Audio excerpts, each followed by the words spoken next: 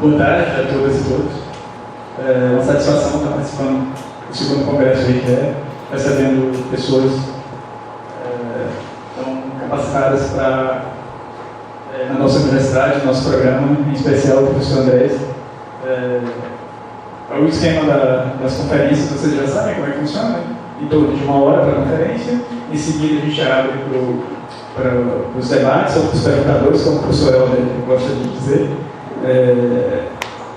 A gente faz em bloco logo depois, para usar o máximo possível do tempo que a gente tem. Então a gente passa a palavra para o professor Andrés. Depois a gente abre rodadas de até 3 perguntas. Se tiver mais tempo, até mais 3. Então a gente conseguir usar o tempo todo que está destinado. Então, sem mais delongas, já vou passar a palavra para o professor Andrés e dizer a satisfação da gente estar recebendo ele mais uma vez aqui na UFM, programa, dentro da programação do nosso evento. Seja bem-vindo, professor. Por favor. Muito obrigado, professor. Bom, boa tarde. Em primeiro lugar, eu quero agradecer a presença de vocês, daqui ou de fora do Brasil, de fora de Teresina, a hospitalidade do pessoal da universidade, do programa, toda a equipe que está trabalhando, os meus colegas da rede Brasil Riquet, que são amigos e colegas, e muito especialmente ao professor Roberto Larsen, que é um batalhador pela existência da rede, um grande aliado nesse desafio de promovermos o desenvolvimento da filosofia do pensamento riqueriano aqui no Brasil. Johan falava que é a primeira vez que viu música em um congresso. Eu vou fazer uma coisa inusual também aqui, também tem outras inusualidades. Eu vou começar, nunca vi, não sei se alguém já viu, começar uma conferência contando um sonho, na verdade 3 sonhos. Tem um daimon que me fala quando eu durmo, tá? E ele me diz coisas bacanas às vezes. No primeiro sonho,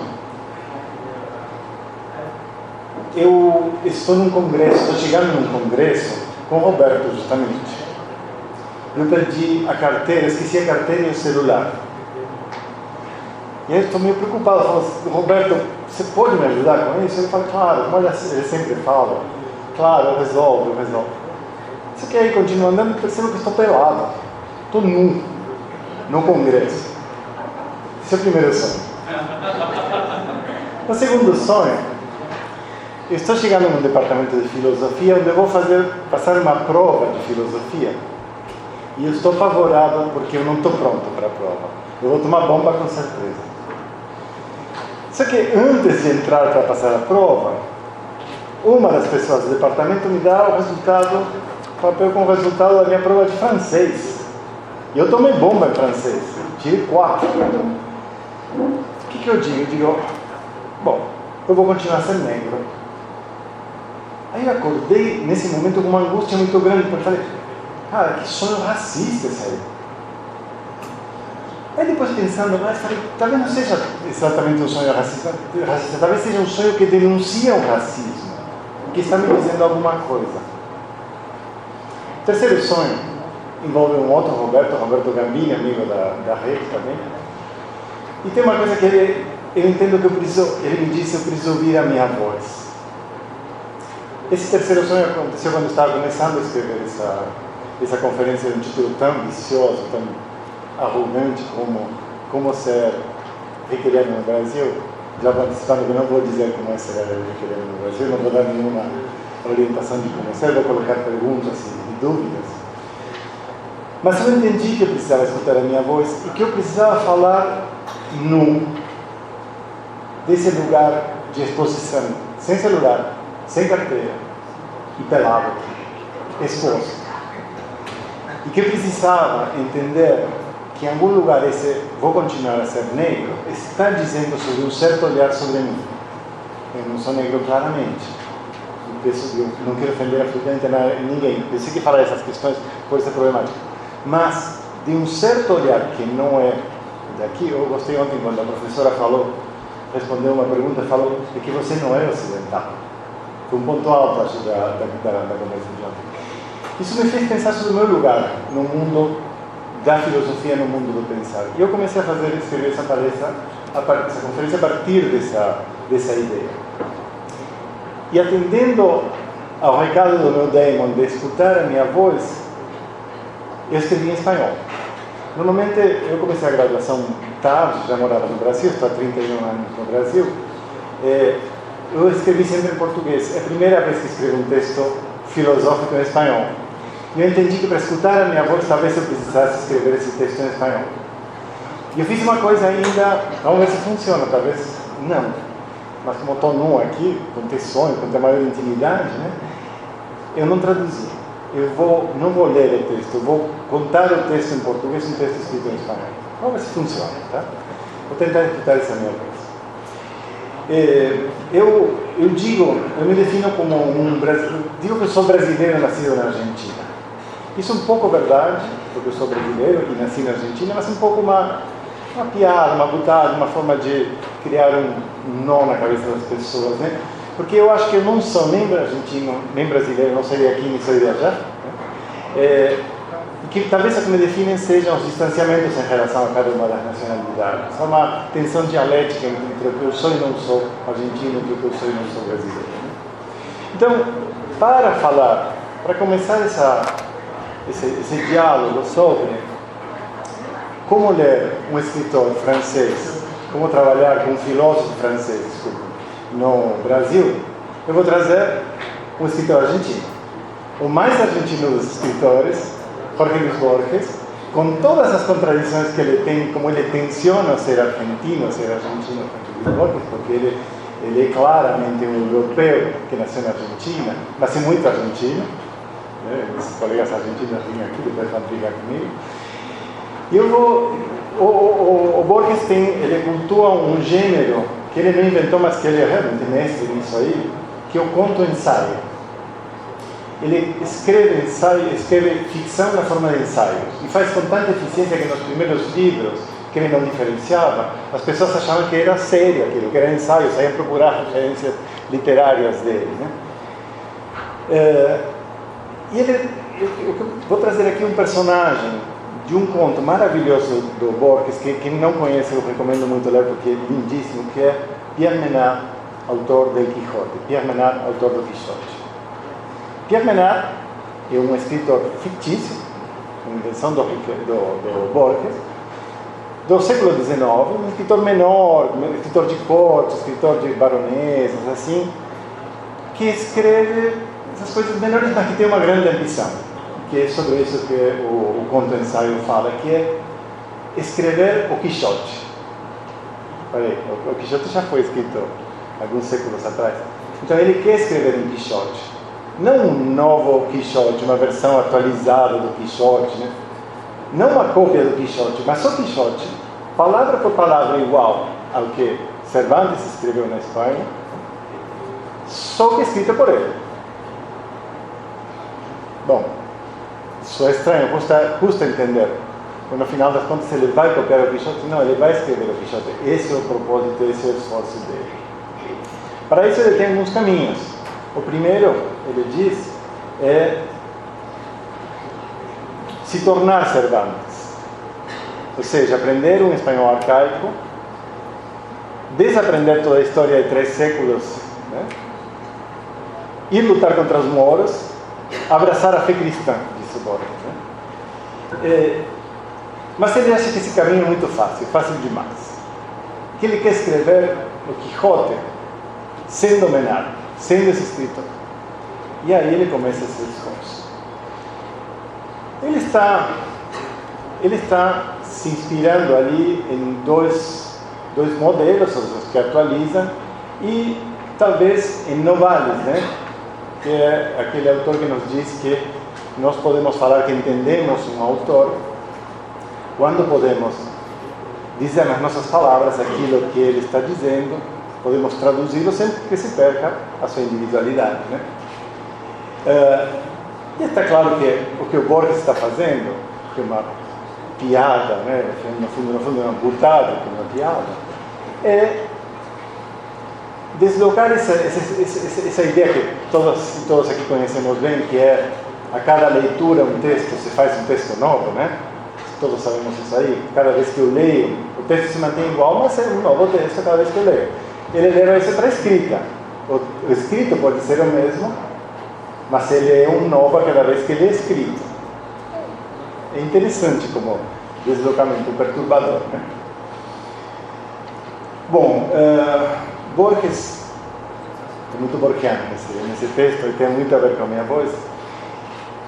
Ele diz que, em um outro conto, num outro ensaio, na Fleury College, ele diz que há uma ideia de que todas as obras de literatura são, na verdade, fragmentos de uma única obra, que é fruto não de autores diferentes, mas de um único espírito, seja, um espírito da literatura, e que copiaram um autor determinado e entender que esse autor encarna toda a literatura em si.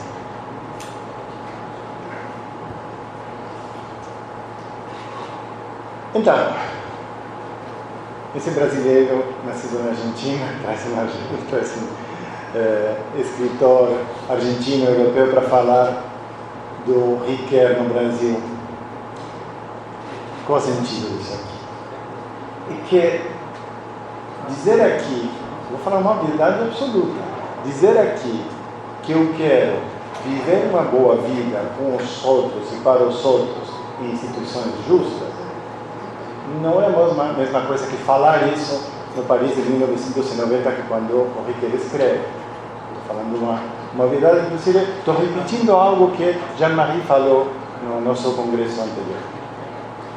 Então, tem um primeiro desafio, que é a gente trabalha esses conceitos de qual lugar. Eu posso querer me transformar em Riquet, ou em um francês, aluno de Riquet, especialista em Riquet francês, ou posso tentar chegar à filosofia riquetiana. Então tem uma posição ali, eu posso tentar chegar à filosofia riquetiana sendo eu mesmo, chegando nessa mesma filosofia. São os dois caminhos que o Pierre Menard se propõe, né? Virar aquele autor, ou chegar na obra daquele autor sendo você. E a minha questão aqui, por que eu trago essa dupla possibilidade? Porque eu quero questionar as duas, na verdade. Eu quero tensionar essas possibilidades, eu quero problematizar essa forma de fazer filosofia que não leva em consideração o contexto. O Salas, numa conferência preparatória desse congresso, nos falava sobre a importância do contexto, né? E estou falando aqui de questões que me dizem muito respeito. Eu me considero, até aqui, um pensador nascido na Argentina, brasileiro, mas claramente interessante. Eu estou lutando com isso, e isso que estou trazendo aqui. Esse é o meu problema, esse é o sentido dessa pergunta: como ser riquetiano no Brasil? Bom, para essa problematização, me servem as noções de imitatio e emulatio, imitação e emulação, né? Que se relacionam diretamente com o nascimento e com a configuração da modernidade, que avança na modernidade, né? Os dois conceitos. E do iluminismo, em particular. Dentro da modernidade, especialmente o iluminismo, que está, como foi dito aqui nesses dias, que todos sabemos, e adorei a proposta de que um dia, talvez, a pequena ética do Riquet possa ocupar o lugar do Ordem e Progresso, seria fantástico, né? Viver uma boa vida com os outros, para os outros, instituições justas, seria muito mais interessante que essa delícia positivista, né? Então, me interessa essa tensão entre a imitação e a emulação. São duas formas de se referir a autores anteriores, né? Então, da imitação, que estou simplificando muito, né? Estou simplificando demais, mas os antigos andam no modelo de imitação que progressivamente avança em direção à emulação, né? Há um processo, uma evolução, um progresso nesse andar, e uma das figuras importantes é Sêneca, né? Que usa uma imagem muito bonita para falar do início, quando está iniciando essa mudança. Ele fala da imitação como o trabalho de abelhas que vão colhendo de flores diferentes o pólen com o qual elas vão produzir o mel.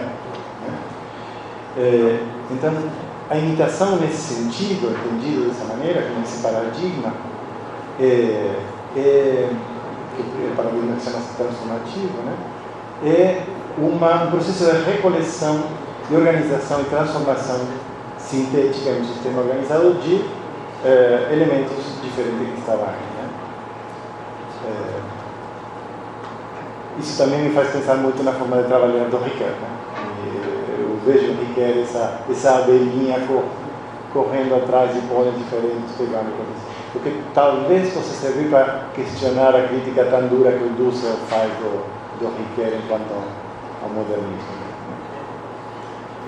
Então, mas claramente, da imitação vai-se para a emulação, e a emulação é um esforço para produzir algo melhor, algo que supere o modelo, algo que se transforme num modelo novo. A modernidade se baseia nessa evolução, parte dessa evolução. Né? E tem voltando à imagem das abelhas, o Jonathan Swift, que é o escritor do Gulliver, ele usa uma metáfora que ele conta engraçado de uma guerra de livros, de uma biblioteca entre os livros modernos e os livros antigos. E ele usa a metáfora das abelhas para falar dos antigos, e os modernos os compara com aranhas que puxam de si o que produzem, mas que também colocam teias para capturar abelhas e tirar o que podem e soltar os corpos, né? O resto do corpo. Né? Então, por que eu trago essa querela? Primeiro, porque estou, obviamente, colocando a possibilidade de maneiras diferentes de nos referirmos à obra ricoeuriana, né? Da imitação à emulação. Né? E não somente ao Ricoeur, aos nossos colegas ricoeurianos de outras terras, de outras latitudes, de outras longitudes também. Também, pelo que eu mencionei, de apontar para esse nascimento iluminista da ideia da nação brasileira, mas também para apontar a essa característica do fazer ricoeuriano, da filosofia ricoeuriana.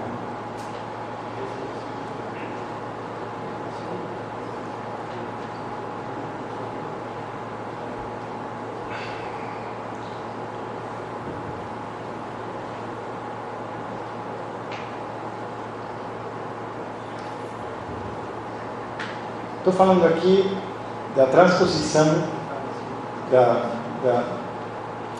de uma filosofia que é feita em outro território. E aqui eu vou trazer outra nacionalidade, vou trazer um libanês francês, que é o Amin Maalouf, conhece Amin Maalouf? Que tem um livro maravilhoso que se chama Origens. E ele tem uma frase, tem uma passagem muito bonita onde ele diz que as árvores têm raízes e as pessoas temos pés. Que as raízes são feitas para você ficar no lugar e os pés são feitos para você andar. E eu estou falando de uma filosofia que tem raízes, mas que tem pés também, que anda, que tem asas, que se não anda e se não voa, morre. É disso que eu estou falando. Essa é a minha questão aqui. Então, o Ricoeur sabe isso muito bem. Ricoeur é um viajeiro da filosofia.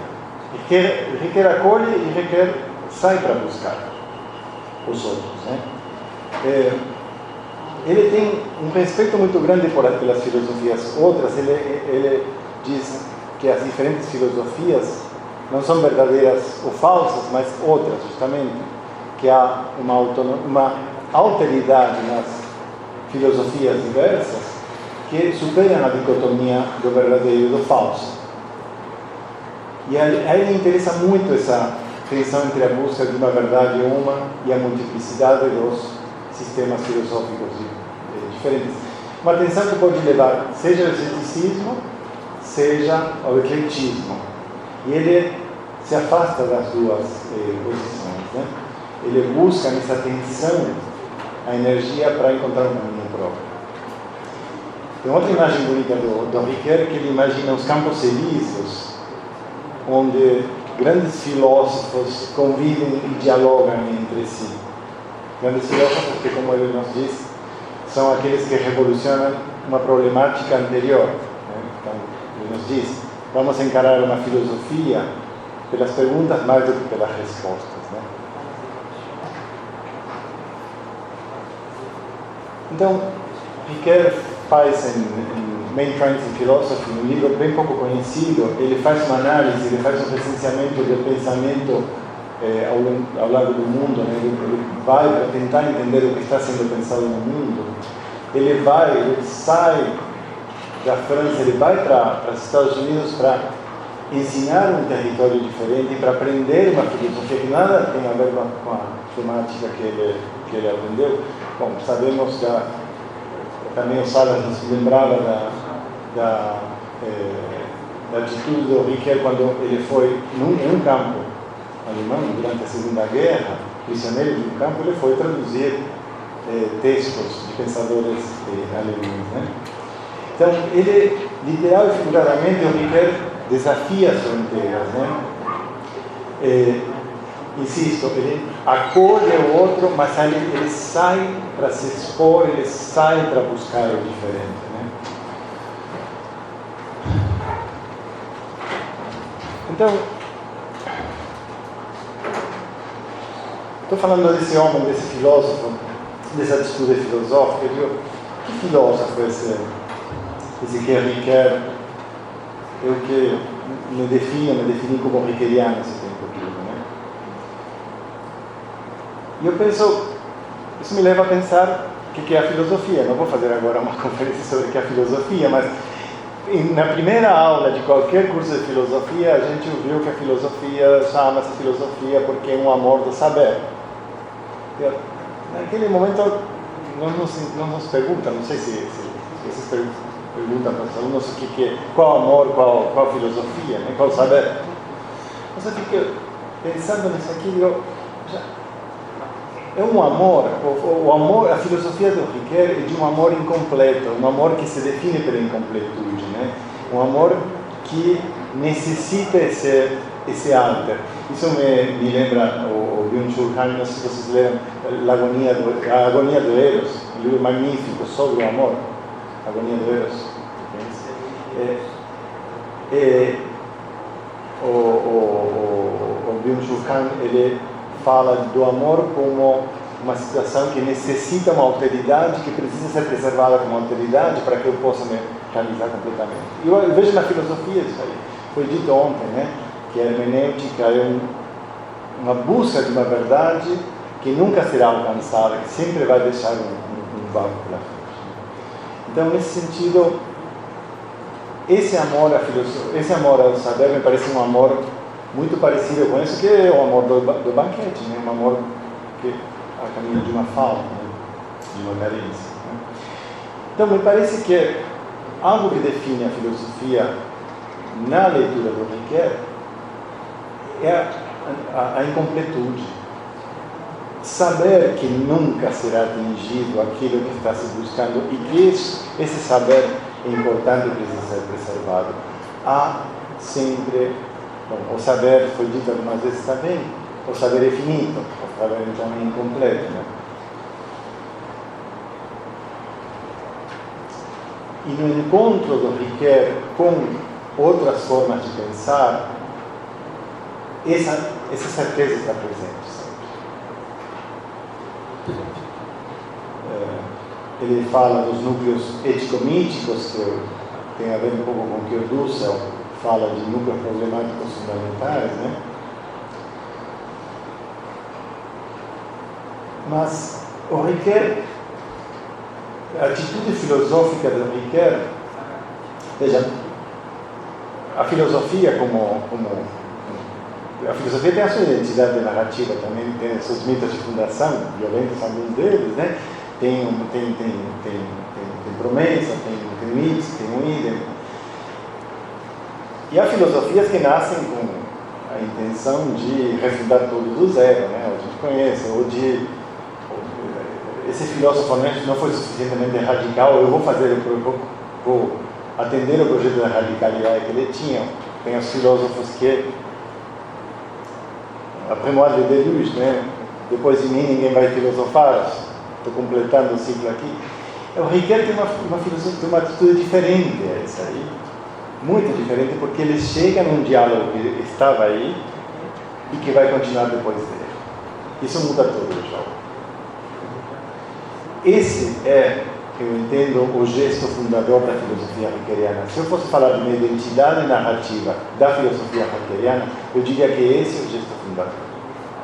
Tem gente aqui para discordar com muita autoridade dessa afirmação. Mas eu não conheço nenhuma filosofia que abra tantas vias de diálogo, que abra tantos caminhos, que estenda tanto as suas fronteiras para outros pensares, filosóficos ou não.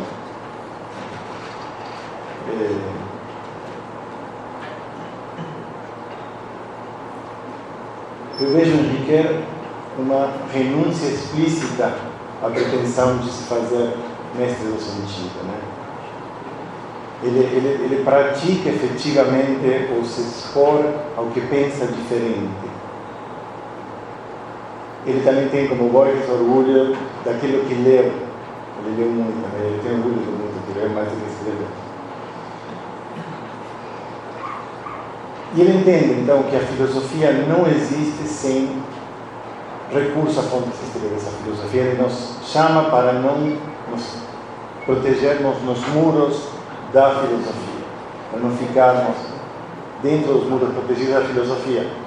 O Gambini citou ele novamente, numa conversa muito simpática que teve com Jean-Marie, numa preparação do primeiro congresso. Ele falava: meus amigos filósofos amam a filosofia e são apaixonados por esse amor, né? Há um chamado aí do Ricoeur, que de alguma maneira o Roberto Gambini também reproduz, que é ao compromisso. Eu acho que se é uma palavra fundamental para entender o Ricoeur, é compromisso, engagement. Ele é um filósofo na cidade e sempre politicamente ativo. Eu gosto muito, Olivier Abel uma vez disse que talvez a maior obra filosófica do Ricoeur tenha sido dar a muita gente a coragem de pensar. Eu acho isso muito bonito, não sei. Acho que aqui tem várias mostras dessa verdade, né?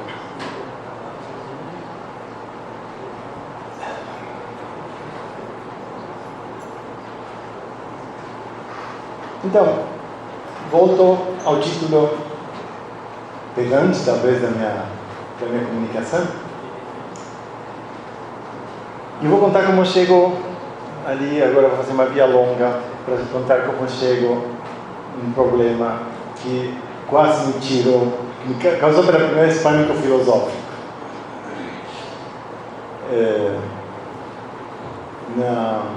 Na preparação do primeiro congresso da rede, que ia marcar o nascimento da rede, e cientes, como estávamos, né, Roberto, Cristiano está aqui nesse momento, mas a gente tinha a noção de que era um gesto fundador esse primeiro congresso da rede, que precisávamos marcar esse momento de uma maneira muito significativa. Nós escolhemos, em um momento muito particular da história do Brasil, tratar a questão da identidade. A identidade sob a ótica da hermenêutica crítica. Era um momento em que havia uma possibilidade real, concreta, de que um projeto fascista, que já tinha 4 anos se imposto no Brasil, continuasse por mais 4 anos, aumentando os poderes de destruição. E estava em jogo, claramente, a questão da identidade do Brasil. Os símbolos que, de alguma maneira, representam essa identidade foram roubados, como o fascismo costuma fazer, por essa intentona fascista. E nós, vamos falar de identidade. Fizemos um gesto forte. E aí, na hora de preparar o discurso de abertura, eu trabalho há 20 anos, mais de 20 anos com identidade narrativa, e fui tentar aplicar o que eu sabia sobre identidade narrativa ao Brasil. Meus amigos, minhas amigas, foi um susto que eu tomei. Porque aí comecei com várias dificuldades. A primeira delas é, tá bom, em que língua vai ser dita essa identidade? Que língua se narra essa identidade quando tem 274 línguas aqui?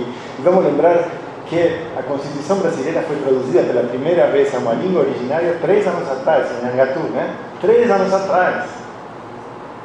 Né? Em qual língua? Vai ser em português? Bom, pode ser, provavelmente seja. A história oficial é dita, putz, mas a história oficial, que história é essa aí? Qual a perspectiva? E aí comecei a encontrar problema atrás de problema. O multilinguismo foi o primeiro. A situação de dominação, óbvia, que de alguma maneira engloba todos os problemas, né? Uma forma de colonialismo idiosincrático, onde nós somos colonizadores e colonizados, né? Tem uma questão de territórios, de línguas. A noção de temporalidade, eu fui lá tentar entender a questão da temporalidade, se na teoria da identidade narrativa, como Ricoeur desenvolve a oralidade e as temporalidades africanas, as temporalidades americanas, poderiam ser contempladas, caberiam, não? A própria oralidade, justamente como sustento de cultura, sustento de saberes, sustento de tradições, né? Os silenciamentos, os muitos silenciamentos. Eu sempre pergunto, cadê o grande museu da escravidão?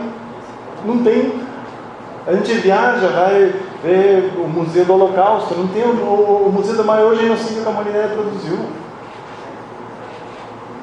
Tem silenciamentos que falam muito alto, né? E como encaixar isso numa identidade narrativa? Os politeísmos, não o politeísmo. Porque tem uma variedade de vários politeísmos que vêm da África e que nascem aqui na América. E a identidade narrativa, eu falei isso aí, depois o Hermes veio brigar um pouco comigo, eu falei que a filosofia, a identidade narrativa tinha nascido uma matriz monoteísta e eurocêntrica. Eu ainda acho que nasceu uma matriz monoteísta e eurocêntrica, né? Então, minha questão é que se desfaz, parece uma ferramenta que não funciona mais. E essa descoberta me levou a uma outra descoberta de meu próprio eurocentrismo, que vem junto com, foi muito parecido com descobrir o meu machismo patriarcal, o meu racismo estrutural, a minha homofobia estrutural, contra as quais eu digo isso com vergonha, dizendo, estou trabalhando para melhorar, tá? Mas sabendo que eu trabalho para a vida toda, mas é o eurocentrismo também. E eu tenho o eurocentrismo constitutivo. E quando eu vejo o Ricoeur quando fala sobre eurocêntrico, eu digo, não posso imputar ele de eurocentrismo. Ele porque ele é europeu e não tem ferramentas para se desfazer disso. É muito grande esforço que ele faz para combater isso. Né? Mas enfim, aí fui procurar algumas soluções, encontrei um caminho possível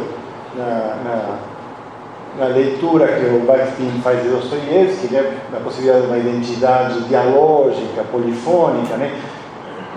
Eu acho que pode funcionar no enxerto do Jung e o politeísmo da psique junguiana, talvez possa funcionar. Encontrei aí por esse caminho do Bakhtin e Dostoiévski uns pesquisadores, Hermans e uma equipe, que desenvolveram uma ideia de uma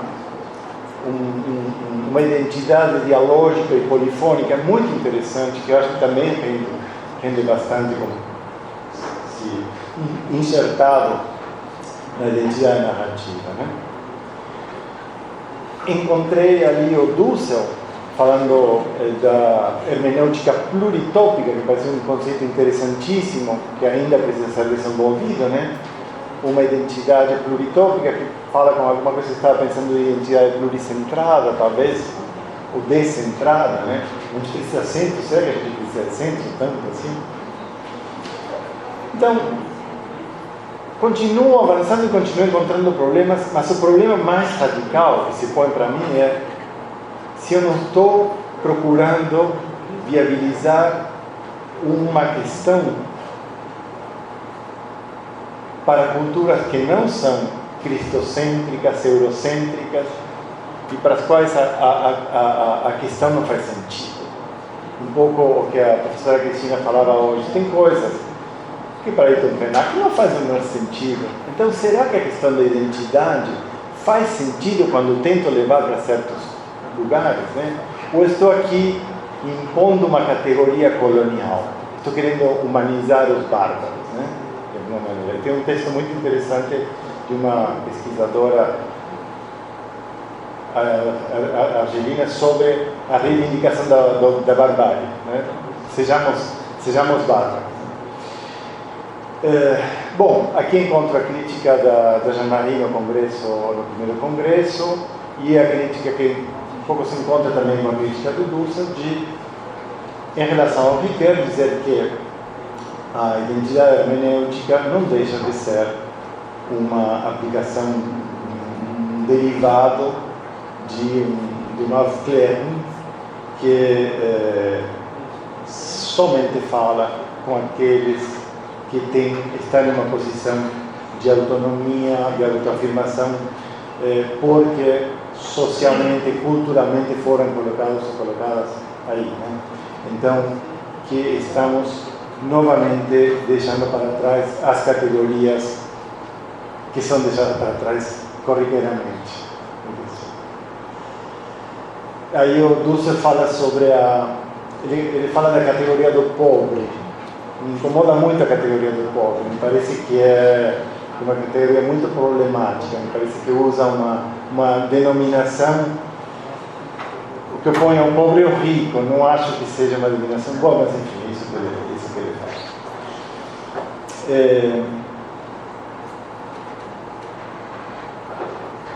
Aí eu penso, quando você fala do pobre, ele cita várias, e a Jean-Marie também, cita várias circunstâncias exteriores de dominação, de redução da pessoa, né? Eu faço uma conexão com um texto do Ricoeur, algumas pessoas eu sei que conhecem, que é La Souffrance n'est pas la douleur, o sofrimento não é a dor, está traduzido em português, onde ele fala do sofrimento como um lugar de intersecção de dois eixos, o eixo da redução do poder de agir e a redução do poder de se relacionar com os outros, né? Esse é o lugar do sofrimento. E de alguma maneira eu creio que ao que Dussel e Jean-Marie estão se referindo quando falam dos excluídos, do pobre, segundo o Dussel, está falando de quem está nessa dupla situação, de redução de poder de se afirmar, por uma redução de poder de agir, por uma redução de poder de se relacionar com os outros, né? Enfim, eu tentei esses caminhos, eu acho que tem algumas possibilidades nesses caminhos. O Jean-Luc, num texto que também apresentou no Congresso, que está nesse belo livro que é o primeiro da nossa coleção, que vai ser apresentado amanhã, né? Ele aponta a necessidade de criarmos uma teoria da identidade narrativa coletiva que está incompleta em Ricoeur. Eu acho que está certo. E talvez aqui a gente tenha elementos que a gente possa trabalhar com essa identidade narrativa. Agora,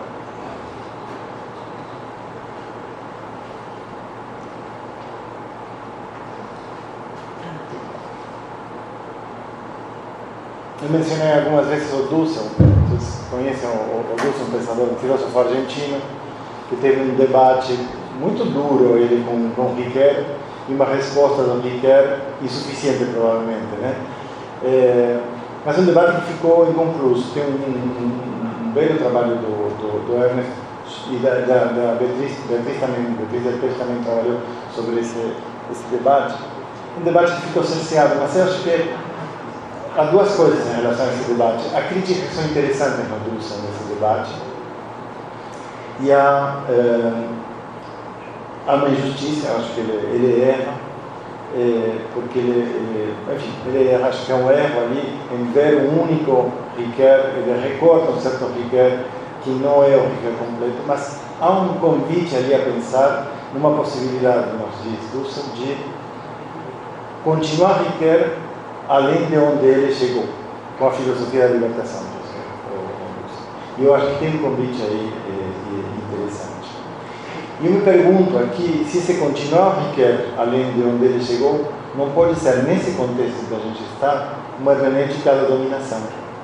Compreendemos a categoria da dominação, não somente pela exterioridade visível. Compreendemos realmente. Quando eu falava ontem das crianças, os estudantes, os jovens que não têm condições econômicas ou educativas para aceder a uma formação suficiente para desenvolver um pensamento crítico. E alguém disse quando a barriga dói, custa o pensamento fluir, né? Sim, pero, eu digo, é verdade, absolutamente verdade, tem um pero em nada. Eu não acho que as crianças, os jovens que vão a escolas de elite sejam menos alienados do que essas crianças, né? E me parece que aí a gente precisa fazer uma hermenêutica da dominação em profundidade. Porque entender, acreditar que a gente vai conseguir resolver situações de dominação somente olhando para essa categoria dos pobres e dos seria como acreditar que a gente vai acabar com o racismo só conscientizando as pessoas negras, ou que a gente vai acabar com o patriarcado somente conscientizando as mulheres. Eu não acredito que isso seja possível. Então, eu acho que uma hermenêutica da dominação me parece que está posta ali para que a gente faça. Enfim, contei um pouco das minhas preocupações, da minha dificuldade com ser hegeliano e continuar adiante com esse trabalho que fazia com a identidade narrativa e dos caminhos possíveis que encontrei. Mas eu queria falar um pouco, então, a partir disso aí, o resultado que foi para mim tentar entender, então, se eu continuo a me definir como hegeliano, como fiz nos últimos anos, como eu faço a partir do encontro com essas dificuldades estruturais, né? Tem um livro do autor brasileiro Paulo Margucci, um livro bem relevante, que é a história da filosofia no Brasil. Muito interessante porque ele faz um mapeamento das três correntes filosóficas, das três maneiras de fazer filosofia hoje no Brasil, né? E ele fala dos exegetas, dos autores clássicos, dos estrangeiros. Os exegetas, os autores clássicos brasileiros. E aí tem diplomata, filósofo, escritor, filósofo, né? E dos independentes, os autônomos, né? E Margucci diz, não tem vasos comunicantes, não tem diálogo entre essas três correntes, né? E traz aqui umas justificativas para isso, e aí vem a baixa autoestima, que o nosso amigo Francisco estava falando hoje, né? Que tem nome no Brasil que chama viralatismo, que é uma palavra que tem peso político hoje, né? Depois do que está acontecendo.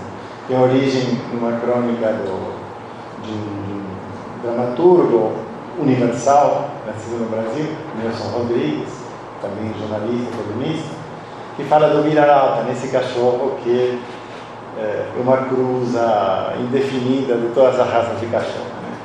E ele fala na baixa autoestima, como se falou hoje, né? E na história da filosofia do Margucci, um dos motivos pelos quais os que defendem que se continue a fazer exegese, seja de clássicos brasileiros, seja de clássicos estrangeiros, é a baixa autoestima. A gente, disse um deles, Cruz Costa, nós somos herdeiros da tradição lusitana e deles, os lusitanos, herdamos o caráter pragmático e anti-especulativo.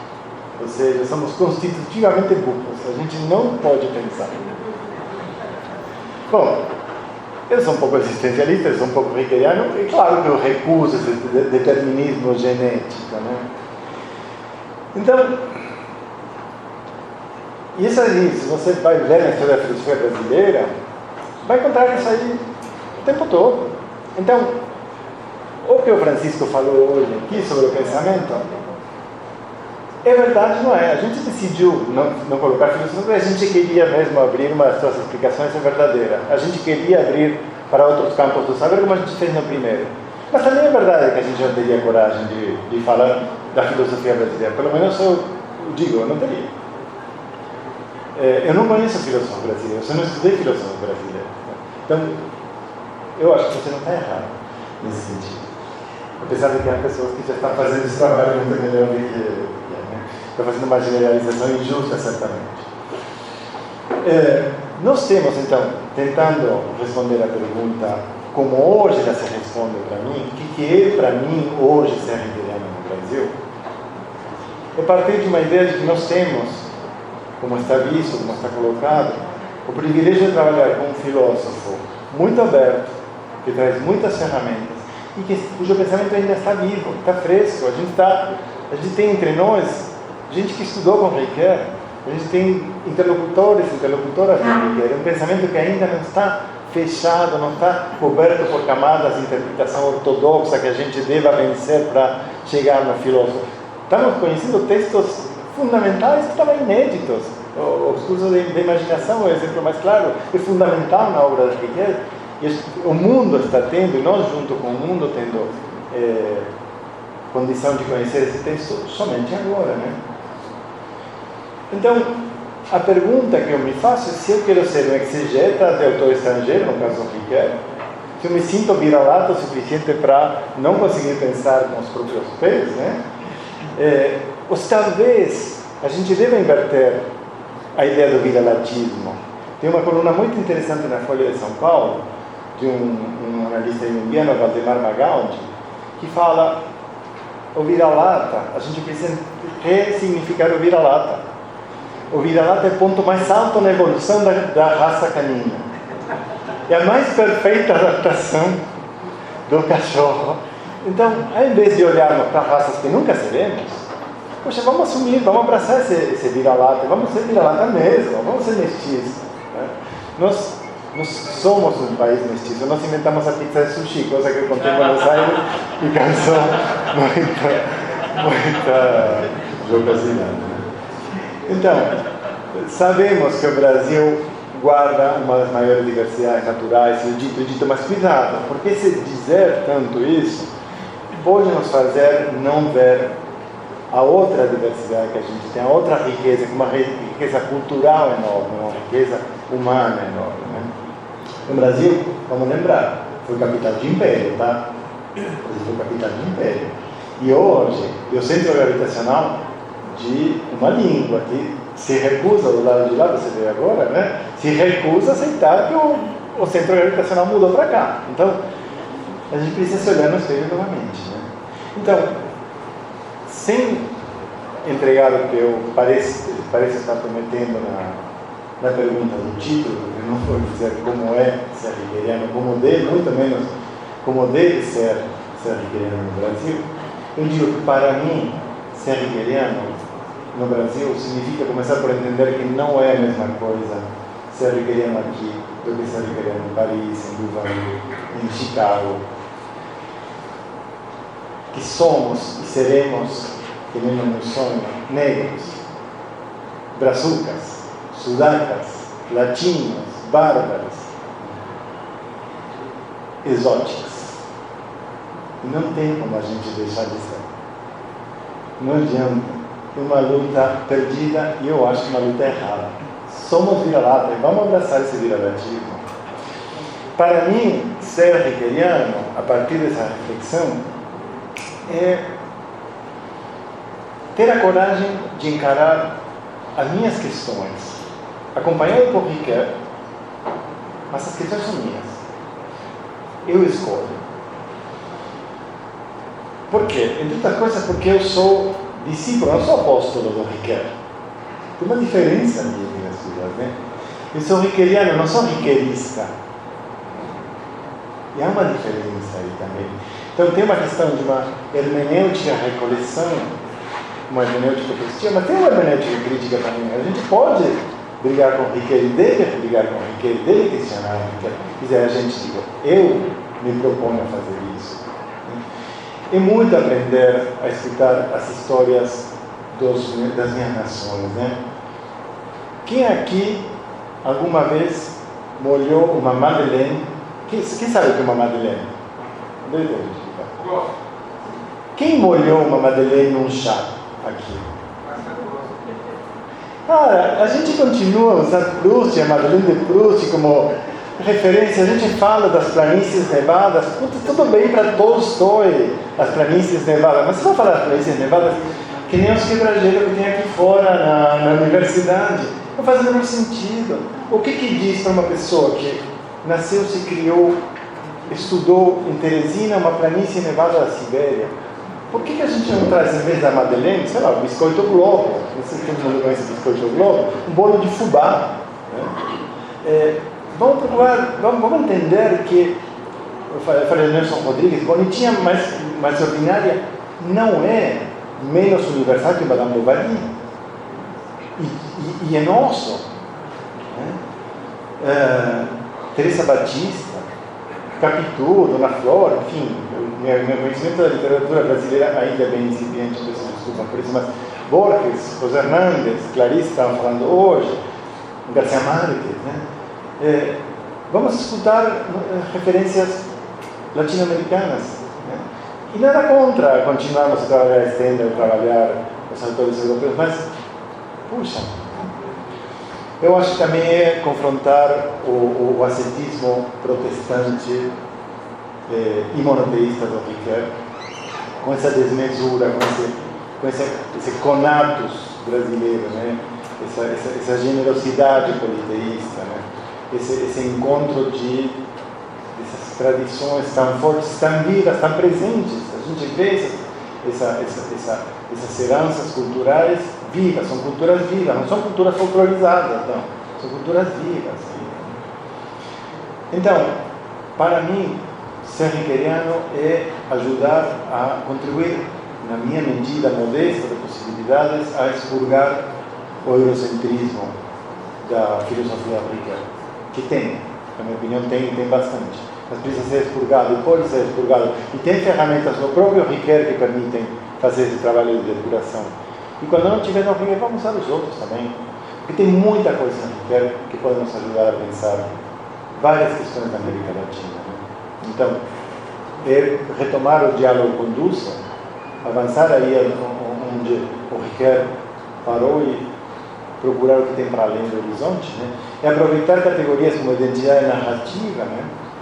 E, de novo, tomando o desafio do Janine, vamos trabalhar para desenvolver uma identidade narrativa plural, coletiva, multifacética, multicentrada, pluricentrada, né? Eu acho que para mim também ser riqueriano é combater essa forma de academicismo produtivista que estava sendo discutida ontem, né? A professora Cristina falava sobre essa sujeição da máquina, né? E assumir a responsabilidade que me coloca a fazer parte do 3% da população mundial que frequentou uma universidade. 3%, não sei, todo mundo sabe, 3% da população mundial frequentou uma universidade. É seguir a orientação do manual de ações práticas, concretas para devolver à comunidade o que a comunidade está nos dando, na verdade, porque eles estão pagando esse nosso privilégio. Né? E fazer isso tudo é tentar uma filosofia que seja um outro para a filosofia europeia. A gente tem o que contribuir para a filosofia europeia, mas para isso a gente precisa construir a nossa. E aí, pega o desafio do Francisco, vamos fazer uma filosofia brasileira. Agora, eu pergunto, quais são as condições para uma filosofia brasileira, para que surja uma filosofia brasileira verdadeiramente? Quais são as condições? Não basta falar, vamos fazer. A gente precisa trabalhar para isso. Ser riqueriano é encarar esse tipo de desafios. O Dalbiel falava para o Riquer, quando você encontrar um obstáculo, não se detenha, vai à frente. Então, ser riqueriano é enfrentar esses obstáculos também. Então, defender a possibilidade de uma filosofia brasileira, uma filosofia americana, promover diálogo, promover pontes, promover encontros como este com gente que vem de outros campos do pensamento, que vem de outras regiões da nossa querida América Latina, né? E atualizar questões. O Riquet faz isso muito, ele pega Aristóteles e ele responde Aristóteles com respostas que são contemporâneas. Tudo bem, não tem problema em fazer isso aí. Vamos fazer isso com o Riquet, por que não? Ele nos ensina a fazer isso. Eu diria também que questionar a ideia de periferia, que acho que é uma ideia colonial. Acho que a gente deveria rever de que periferia estamos falando. E tem um valor na periferia, né? Tem muita coisa bacana que nasce até na periferia da consciência, né? Também nos amarrada pelo instituído, né? Então tem uma liberdade maior. Mas a própria ideia de periferia acho que a gente deveria mencionar. E encontrar modelos próprios. É isso. É isso que essa busca, esse esforço, essa tentativa, esse trabalho, esse andar que para mim se requer hoje no Brasil. Era isso que eu queria dividir com vocês e agradeço muito.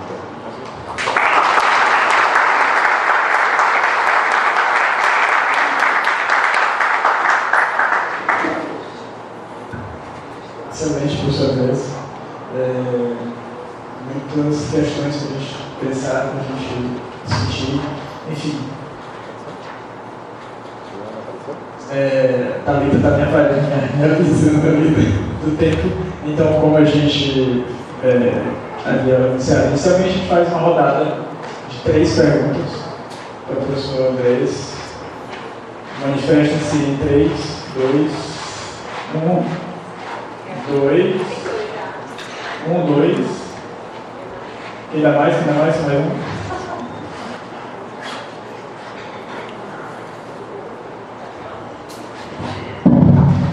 Perdão. Professor Andrés, muito obrigado. É muito bacana te ouvir, sempre em março, de te ouvir a discussão que se levantou lá na Argentina, né, e para mim tem uma conexão direta com o que você está trazendo aqui. Eu só queria colocar uma questão aqui no final da periferia. Se não é o caso da periferia, de assumirmos a periferia, como podemos assumir o viralatismo? De pensar, não pensar que estamos na periferia, somos periféricos, mas pensar, sim, somos periféricos, e exatamente porque somos periféricos, estamos fora de um centro, estamos fora do centro. Ser periférico é estar fora do centro. E exatamente por estarmos fora deste centro que podemos ter outras e novas perspectivas, né? E isso é muito interessante, inclusive, do fato deste congresso estar acontecendo aqui em Teresina, e não no eixo Rio de São Paulo, né? Na York, tudo. Então, em cada situação, a gente tem esses centros. É muito presente esses centros econômicos, centros culturais, e sempre temos a periferia. Então, sempre vamos ter uma condição de periferia, mas é exatamente como periferia que eu acho que podemos, que temos que assumir essa posição exatamente para encarar, de repente, um povo que é, encarar uma identidade eurocêntrica e colocar assim, latinos-americanos somos periféricos, talvez numa relação Europa, Ásia, Europa, Estados Unidos, mas também podemos ser periféricos numa relação interna dos nossos países, né? A pluralidade que o professor Francisco trouxe também, essa questão dele, que cada país tem um modo de ser. Por exemplo, tem a relação de muitos países da América Latina, em termos políticos, até com o Brasil também tem isso. O Brasil também acaba sendo algo não tão amigável quanto a gente que é brasileiro pensa que é, né? Por exemplo, no Paraguai, né? Por questões históricas. Então a minha questão é exatamente essa. Por que não somos também, assumimos a periferia?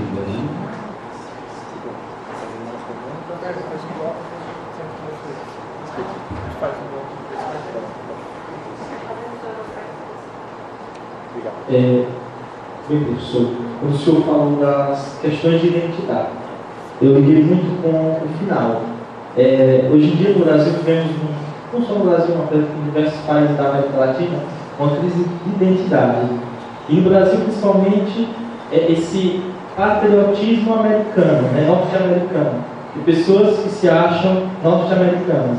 Existe hoje no Brasil pessoas que não se acham latinas, né? Você fala, você é latino, eles não aceitam que são latinos.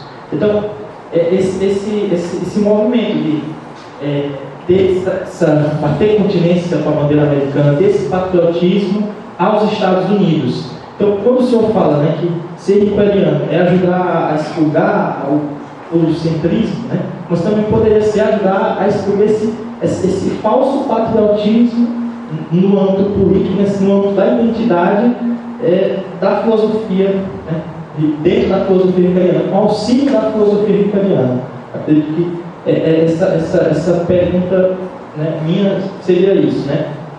Utilizar a filosofia imperiana para auxiliar no combate dessa crise identitária brasileira e de diversos países da América Latina que se acham norte-americanos, né? Que acham que no norte da América é melhor, é o que presta, é o que vale, é que é a democracia, é o que é a justiça, e que nós que vivemos aqui sabemos que não é verdade. Há uma crise gravíssima nesse sentido.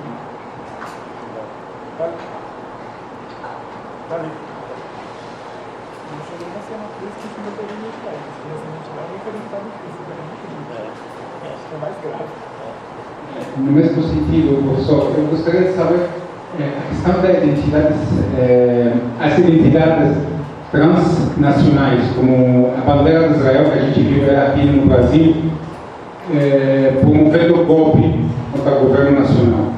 E a identidade nacional israelense em Buenos Aires, onde um presidente da contingência ao primeiro-ministro de Israel. A mesma Israel que a gente está vendo agora, que não está querendo aceitar cesse de fogo em Gaza e está continuando com uma loucura que não quer colocar fronteira. Essa é a identidade transnacional. Podemos ver dentro dessa coisa identidade narrativa de biologia. Muito obrigado.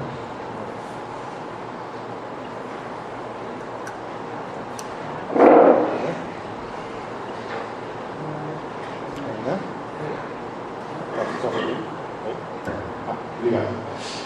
Então, agradeço as perguntas. Vou começar então pela questão da periferia e eu concordo totalmente contigo. Acho que o que eu proponho é fazer as duas coisas, na verdade. É abraçar a periferia e questionar a periferia. Porque eu acho que na periferia que costuma aparecer o novo. E isso tem um motivo muito simples. Pelo mesmo motivo que eu falava que nós temos uma oportunidade rara para estudantes de filosofia, para filósofos, exegetas, que é pegar uma obra ainda virgem em muitos aspectos, você tem menos ortodoxia acumulada. Você tem mais liberdade para criar uma ortodoxia. Isso passa. O envelhecimento é envelhecimento também, né? Envelhecimento. E nas periferias das artes, das culturas, dos pensares, é onde aparece o novo e acaba invadindo o centro. Acontece na consciência também, né? Da consciência, das bordas da consciência que criamos o novo. Nas periferias, literalmente no Brasil, que nascem movimentos musicais que hoje tomam o mundo. Eu uso o exemplo do funk que já usei alguma vez, né? A minha esposa, ela faz um trabalho muito interessante de análise desse fenômeno do funk, então eu conheço bastante. É muito interessante e é muito invisível para a academia. A academia não conhece. Não tá, tudo bem a gente falar de samba, mas de funk não fala, tá? Já foi assim com o samba no passado, tá? Que também foi periférico. Então eu concordo muito com essa visão. Mas ao mesmo tempo quero questionar a ideia de periferia. E quero questionar a ideia de periferia também para o benefício de quem se acha no centro, ou quem está no centro. Questionar esse centro. Para mostrar o que falávamos hoje sobre a metáfora, a literalidade de certa metáfora que a gente não enxerga. Então, confrontar um escritor, um pensador, um filósofo europeu com um pensador, filósofo, poeta americano, mostra ao europeu aquilo que ele é também. Aliás, a Europa nasceu da confrontação com esse outro que é a América, né? Então eu iria nas duas direções. E sobre as outras questões que eu vou juntar aí, agradeço também, aí o território é muito difícil, né? Porque a gente está falando de patriotismo e nacionalismo. Eu não sei, vamos lá. Eu sei que a Ana requer muitos elementos para pensar nessas questões que eu não tenho pensado a partir do Henrique. Eu conheço uma ideia do Habermas que é do patriotismo constitucional, que eu acho interessante, mas muito difícil de convencer qualquer pessoa de que isso vá para frente. Então, há formas diferentes de pensar isso. Insisto, eu sei que Henrique tem os elementos suficientes de vários textos que permitiria, mas não é uma questão que eu tenha pensado, então opinaria simplesmente da minha opinião a respeito, que eu acho coisa que acho que não vai agregar muito para vocês, tá? Então, pessoal, desculpa porque não vou de fato responder uma pergunta sem ter pensado nessa questão de uma maneira adequada, tá? Então, agradeço e peço desculpa já porque não vou responder, tá bom? Bom, seguindo a orientação da nossa chefe, a